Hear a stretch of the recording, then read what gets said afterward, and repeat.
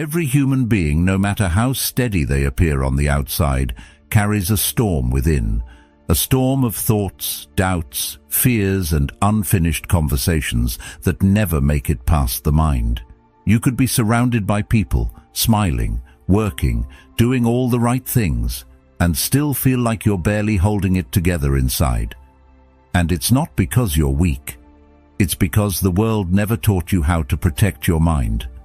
We learned how to chase goals, how to work harder, how to survive, but not how to be still, not how to let go, not how to think clearly when everything around us feels urgent, loud, and demanding.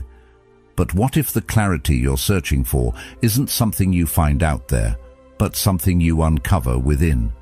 What if peace isn't the absence of problems, but the presence of perspective? The Stoics believed that true power comes from mastering the self, especially the mind, that our thoughts, if left unchecked, become chains. But if we understand them, they become tools. And today, that's exactly what we're going to do. Clear the clutter, quiet the noise, and help you finally focus not just on what matters, but on what frees you. If you're on a path toward mental clarity, inner strength, and becoming someone unshaken by the chaos of life, consider subscribing for your true self, because the mind you cultivate becomes the life you live. Most people walk through life believing every thought they have is true, that if it appears in their mind, it must mean something deep, something important, something real. But the truth is, your mind is not a courtroom, and your thoughts are not evidence. They are just noise, fragments, echoes of your past, your fears, your experiences. They sound like you because they've been with you so long. They use your voice because they've grown familiar with your patterns. But just because a thought comes dressed in your language doesn't mean it speaks your truth. You are not the thought. You are the one listening, the observer. And once you realize that, even for a second, something powerful happens. You stop being pulled around by every passing mental storm. You stop reacting to every fear as if it were a prophecy. You begin to see the space between stimulus and response. And in that space, something incredible lives: choice. You can choose not to follow the old storylines that only bring pain. You can choose to pause before spiraling. You can choose to not internalize someone else's rejection as your identity. This might sound simple, but it's where real change begins, because without that space, without that quiet awareness, you're trapped in a loop, reacting instead of responding, surviving instead of living. When you no longer confuse your thoughts for yourself, the entire mental battlefield shifts. You begin to observe instead of absorb. And that observation turns down the volume of the noise that's been running your life. Some people spend years trying to fix themselves when the only thing broken was the belief that their thoughts were facts. I'm not good enough. They don't care about me. I'll always be this way. These aren't truths. They're phrases your mind has repeated so often they started to feel like truths. But feelings aren't facts, and thoughts are not identities. You are not the anxiety that shows up in a crowd. You are not the memory that haunts you when you're alone. You are not the fear that whispers when you're about to try something new. You are the one who notices all of these, and in that noticing, you have the power to detach, to step back, to breathe. Carl Jung said, "I am not what happened to me. I am what I choose to become." That single idea can change a life, because it reminds you that you are not defined by your past, not shaped entirely by your trauma, not destined to carry the same pain forever. The thoughts that rise up from those wounds don't have to become the script you live by. They can float in and out, like passing clouds across the sky of your awareness, if you let them. But to do that, you must stop chasing them, stop arguing with them, stop fearing them. You have to learn to watch them, calmly, patiently, without judgment, because only when you see your thoughts clearly can you respond wisely. It's not about controlling the mind like a machine. It's about observing it like a garden. Some weeds grow on their own, patterns you didn't ask for, beliefs you didn't choose. But once you see them, you can decide whether they belong, and little by little, you begin clearing space for something more intentional. Clarity isn't the absence of thought. It's the recognition that not all thoughts are worth your time. Peace isn't the silence of the mind. It's the discipline to not feed every passing impulse. And that discipline grows with awareness. At first, the noise will scream louder when you stop answering it. That's normal. That's withdrawal from mental habits that have dominated your inner world for years. But with time, silence returns. Not a silence that's empty, but one that's full of you, the real you, the you that isn't defined by every mood, every passing worry, every self-doubt, the you that remains when the storm passes. This isn't something that happens overnight, but even one moment of that space, even 1 second of seeing a thought without being consumed by it, is a victory. It's a crack in the wall, a place where light gets in.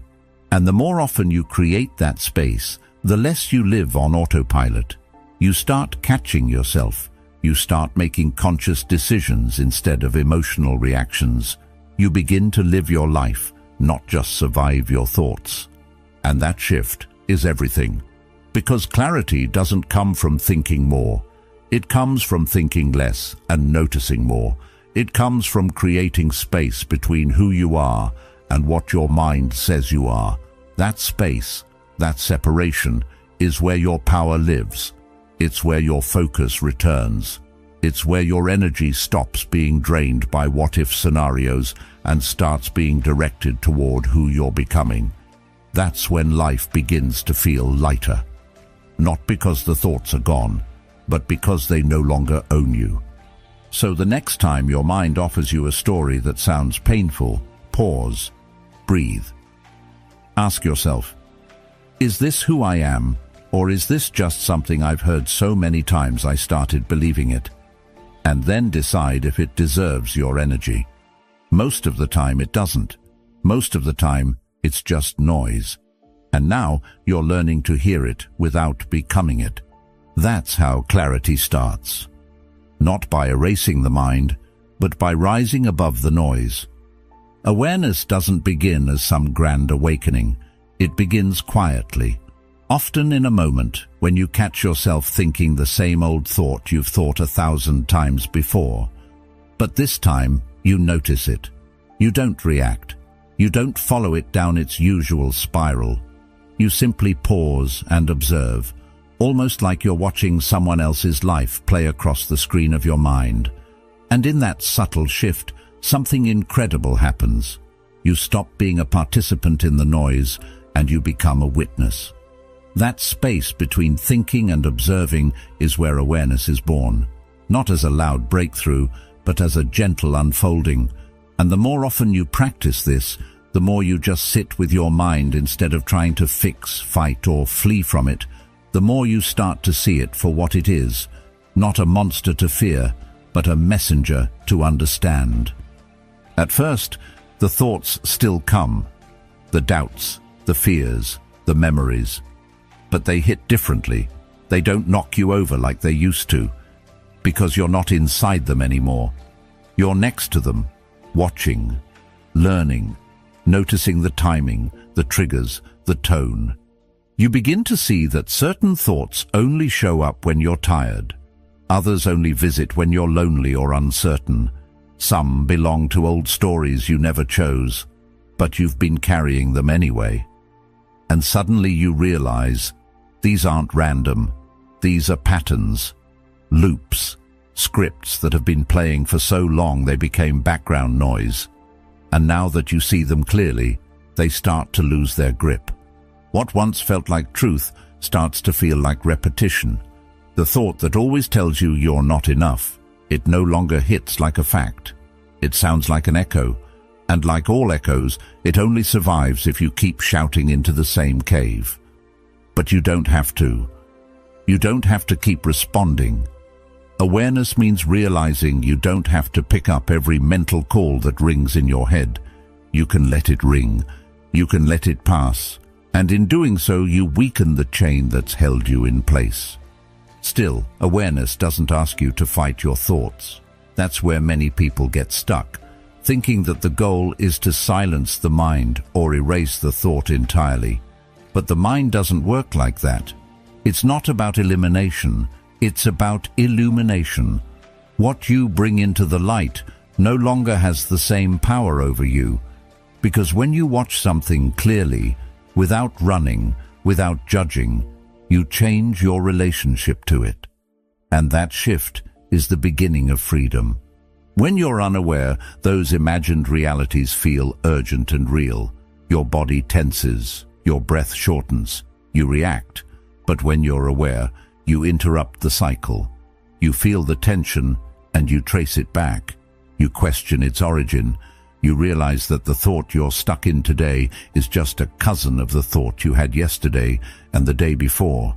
And once you see the pattern, you're no longer inside it. You're standing above it. There's something empowering about realizing that you don't have to believe every thought that crosses your mind. Just because something feels familiar doesn't make it true. Just because a voice inside you says you're not healing fast enough, or doing enough, or being enough, doesn't mean it's right. Sometimes it's just noise from an old chapter that doesn't belong in the new one. And the more you observe without reacting, the more clearly you begin to separate what's actually happening from what your mind is projecting. It takes practice, though. You won't get it right every time. Some thoughts will still pull you in. Some memories will still grab you by the throat. But even in those moments, you can step back afterward and ask, what was really going on there? That question alone, gently asked without judgment, is awareness. And with enough of those questions, the tangled knots in your mind start to loosen. You begin to recognize the storylines. Here's that fear of failure again. There's the part of me that hates silence. This is the voice that always shows up when I feel abandoned. And slowly, with presence and patience, you teach your mind a new response. Stillness, not the forced kind, not the frozen kind, but the stillness that comes from seeing clearly, from not being dragged around by every mental impulse. Epictetus reminded us, it's not what happens to you, but how you react to it that matters. And that reaction, that space between thought and response, is what awareness gives you. It doesn't erase the pain. It doesn't promise perfect peace, but it gives you the power to choose your next move. And over time, those choices add up. They become a path, a way forward, a way out of the mental fog that once felt endless.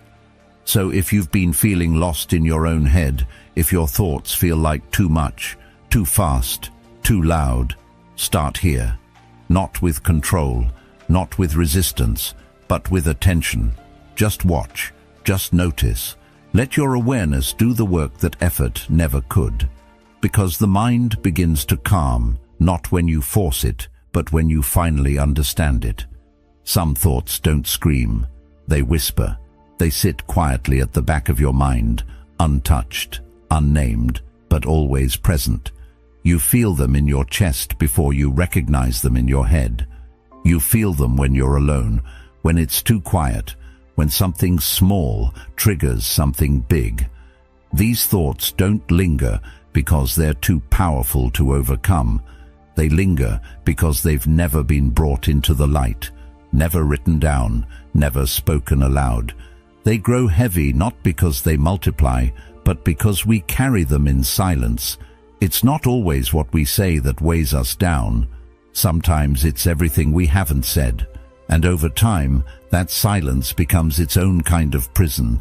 We often think that ignoring a thought will make it disappear, but suppressed thoughts don't vanish. They root themselves deeper, They show up in our tension, in our exhaustion, in the way we overreact to things that shouldn't matter. You tell yourself you're just tired, or sensitive, or overwhelmed, but beneath that surface, something unspoken is asking to be heard, and the longer it's ignored, the heavier it becomes. It could be grief you never processed, anger you never admitted, or fear that was never named. You carry it like a secret, but your body remembers. Your nervous system holds it. Your focus scatters because part of your energy is always busy holding that door shut. The truth is, clarity isn't just about thinking positive. It's about being honest, truly honest, with yourself first. There's something transformative about putting the unsaid into words. It doesn't have to be dramatic. You don't need to tell the world. But even whispering it to yourself, in the dark, in your journal, in the car when no one's around, can start to loosen the grip. Naming it is how you begin to reclaim it. You're not defined by what you've buried. You're defined by your willingness to face it. It's strange how we often fear our own truth more than the judgment of others. We keep parts of ourselves hidden, even from ourselves, as if not saying something makes it less real. But silence doesn't protect you. It just postpones the healing. And healing doesn't come from avoiding the storm. It comes from walking through it with open eyes. The Stoics didn't run from discomfort. They stepped into it with clarity and courage. Marcus Aurelius once wrote, "If it is endurable, then endure it. Stop complaining." But this isn't about suppression. It's about confrontation. It's about realizing that what you refuse to confront owns a piece of you, and you deserve to be whole. Sometimes the most healing thing you can do isn't to fix the thought, but to let it speak, to give it room to breathe. Write it down, even if the words don't make sense. Let the sentence be messy. Let the feeling be incomplete. The act of writing is more than expression. It's excavation. You dig beneath the surface and uncover what's been quietly pulling your strings, what's been shaping your moods, your reactions, your distance from others. And once it's out of you, even just a little, there's room to breathe again. Other times the release comes through conversation. A single sentence shared with someone you trust can break years of inner tension. Not because they fix it for you, but because saying it out loud proves it no longer has to hide. There's a weight that lifts when you hear your own voice speak what your heart's been holding. It doesn't have to be eloquent. It doesn't have to be a speech. It just has to be real. The moment your truth becomes audible, it loses its power to silently hurt you. But even if you're not ready to speak it, you can still face it. Even a breath, a deep, honest breath, where you admit what you're feeling without spinning it into a story, is a step. Sometimes the body can release what the mind is still holding. Grief, anger, guilt, they're not just mental concepts. They live in the breath, in the shoulders, in the gut. And the more you allow space for them to rise and pass through, the lighter you feel. Not because they've vanished, but because you're no longer alone with them. You've met them. You've listened. Aristotle believed that knowing yourself is the beginning of all wisdom, but knowing isn't just a mental act. It's emotional, spiritual, energetic. It's learning to sit with the parts of yourself you once ran from and realizing they're not as terrifying as you imagined. They were just waiting for you to stop pretending they weren't there. Unspoken pain isolates. It makes you believe you're the only one struggling, the only one carrying something too heavy to name. But once you bring it into light, even a flicker, you realize how many others are carrying their own unspoken weight, and suddenly your pain connects you. It doesn't isolate you. And in that connection, a new kind of strength is born. A strength rooted in honesty, not performance. There's nothing weak about struggling. There's nothing broken about having something to say, but not knowing how. The struggle only becomes heavier when you convince yourself it needs to stay hidden. It doesn't. You are allowed to speak, to write, to feel, to let the thoughts that never found a voice finally be heard. Because until you do, they will keep whispering in the background, pulling your focus, dulling your clarity. But once you let them out, even imperfectly, they begin to lose their shape. What once felt like a storm becomes a passing cloud. What once felt like a wall becomes a doorway. And on the other side of that door, there is light. Not perfect peace, but space, breath, possibility, and most importantly, the freedom to move forward. There's a kind of pain that doesn't shout. It lingers, quiet and persistent. It's the ache of moments that should have ended long ago, but still live in your mind like they happened yesterday. You find yourself replaying the same conversations, the same mistakes, the same losses. Not because they deserve that space, but because part of you is still trying to rewrite them. You think if you revisit it just one more time, maybe you'll understand. Maybe you'll feel differently. Maybe it'll hurt less. But it doesn't. It never does. Because the past doesn't change. Only your relationship to it can. It's a strange thing we do, reopening old wounds as if we might find peace hidden somewhere inside them. But what we often find isn't healing. It's erosion. Every time we relive a painful moment, we tear it open again, hoping it will give us something new. It won't. The moment has already happened. The words were already said. The silence already fell. What remains is just the echo, and echoes can't harm you unless you mistake them for the present, unless you start living in response to a noise that no longer exists. You can't build focus in a mind full of ghosts. The brain, incredible as it is, can only hold so much attention at once. When you're constantly pulled back into past regrets, there's little energy left for clarity. You can't be fully present when you're emotionally anchored to something behind you. The irony is, most of the things we fixate on can't be changed, and yet they consume us. They blur the present.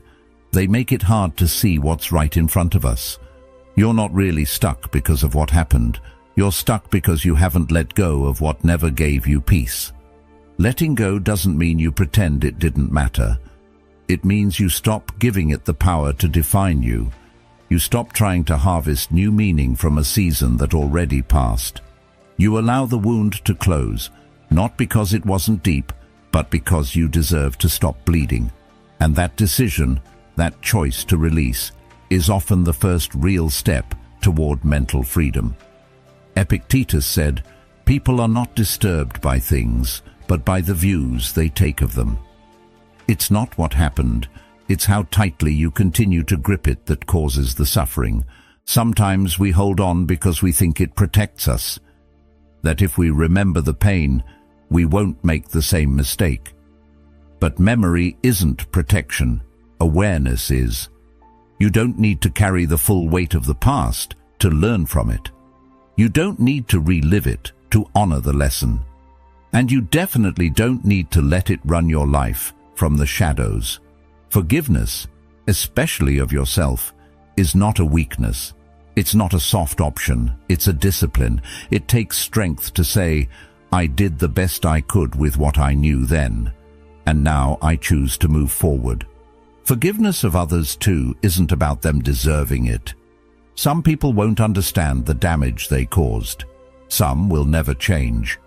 But if you carry their actions like a bag of stones everywhere you go, they still control you. Forgiveness isn't a gift to them. It's a release for you. It's how you tell your mind, you don't have to carry this anymore. You release the echo so you can hear your own voice again, the one buried beneath all the noise. Because clarity can't grow where resentment has rooted itself deep. Some will argue that letting go is just avoidance, but true release isn't denial. It's confrontation without attachment. It's looking at the memory, honoring it, and deciding not to let it consume another hour of your life. It's stepping out of the mental loop that tells you if you keep thinking about it, you'll find something new. You won't. what you'll find is fatigue, paralysis, disconnection from the present, and maybe worst of all, you'll miss the life that's trying to bloom because you're too focused on what already withered. You have to ask yourself, how much longer are you willing to let yesterday ruin today? How much longer will you keep trading your peace for pain that's already been paid? Letting go isn't erasing the past. It's rewriting your relationship with it. It's learning to look back and feel something different, not because the past changed, but because you did. And in that shift, in that inner decision to stop bleeding from the same wound, focus returns, energy returns, life returns. And it's not always a grand moment. Sometimes letting go is subtle. A thought comes up and you breathe instead of engage. A memory resurfaces and you choose to observe it instead of relive it. You start speaking more kindly to yourself. You stop telling the same story over and over. And one day you realize it's not heavy anymore. It's not gone, but it's no longer holding you. So when the mind starts to echo, pause. Recognize it. Remind yourself, this is not the present. This is not your identity. This is just a thought, not a life sentence. You've already walked through the fire. You don't have to keep sitting in the smoke. Let the echo fade and listen to what's here now. The breath, the stillness, the chance to begin again. Clear, focused, and free. There's a voice that follows you, not outside but inside. It doesn't scream, it whispers. It sounds like your own thoughts, your own words, your own judgment, and that's what makes it so convincing. It says things like, you're falling behind, you should have done more, you'll never get this right. It tells you to try harder, but never lets you rest. It pushes you forward, but never lets you feel enough. And while it might wear the mask of motivation, underneath it is fear. The fear of being left behind, of being rejected, of not measuring up to some impossible standard you never consciously agreed to. That voice doesn't come from nowhere. It's built from years of comparison, perfectionism, and unmet expectations. It learned its lines from school systems, social media, critical family members, and your own patterns of self-doubt.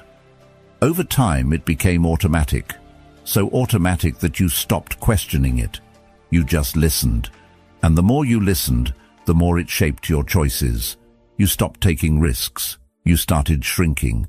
You began to believe that maybe that voice is the real you. But it's not. It's just a script. One that was written without your permission and can be rewritten at any time. The thing is, you don't silence that voice by yelling at it. You don't win by arguing. That only gives it more power, more airtime. You silence it by proving it wrong, not with grand victories, but with small, quiet acts of courage.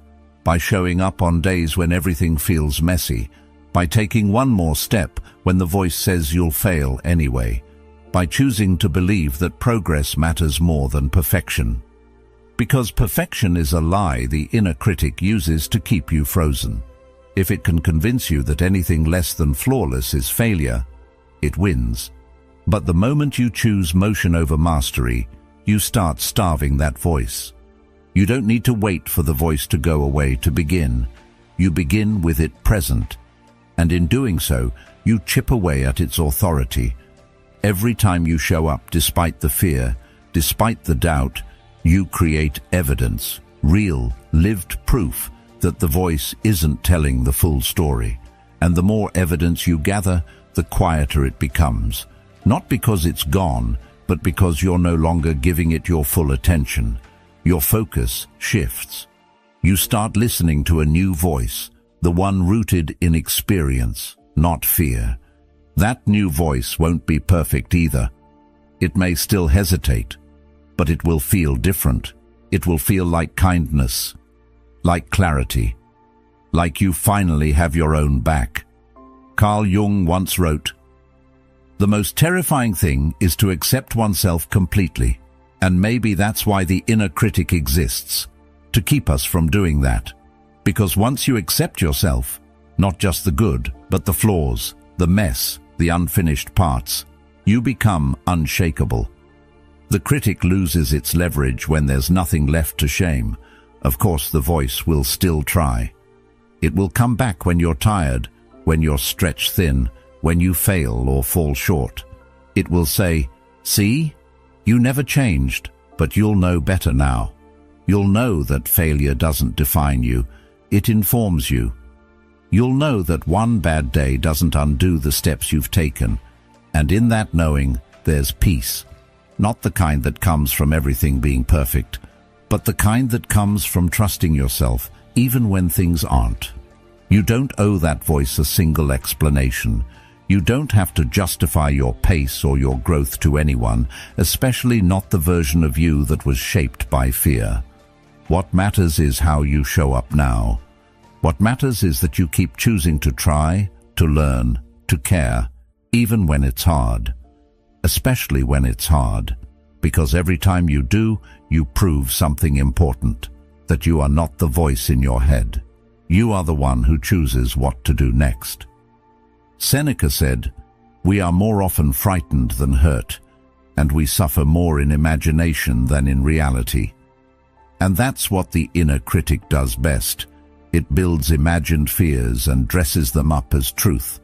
But once you see that, once you realize how much of your pain was built on stories that were never real, you begin to reclaim your power. You begin to live, not just survive. You begin to create, speak, try, and grow. Not because the voice disappeared, but because it no longer defines what you do with your day. And that's the point. Not to erase the critic, but to starve it. To stop feeding it your energy, your time, your belief. To create a life where your actions speak louder than the noise. A life where your worth isn't measured by perfection, but by presence, by effort, by intention. The voice may always be there like static in the background, but you don't have to tune in. You can choose what channel you listen to, and that choice, made day after day, becomes your freedom. Not all at once, but steadily, quietly, powerfully. You could sit in the most peaceful place on earth, no traffic, no noise, no deadlines, no demands, and still feel like you're drowning. Because stillness has never been about silence on the outside. It's about silence on the inside. And that's much harder to find. Your surroundings could be calm, but if your mind is racing, if your thoughts are shouting over one another, if you're stuck in the loop of what if and what was, then even the quietest place becomes loud. That's the trap most people fall into. They chase external peace, believing it will calm the storm within. But peace isn't something you stumble across. It's something you practice. Stillness, real stillness, isn't accidental. It's intentional. It doesn't show up when everything is finally perfect. It shows up when you learn to stop needing everything to be perfect in the first place. You don't find it in silence, you create it. You create it by learning how to sit with yourself. Not to run, not to distract, not to fix, but to be. And that's where things start to shift. Because when you stop trying to escape your mind, you finally give yourself the chance to understand it. We live in a world that glorifies movement. We've been conditioned to believe that doing more means being more.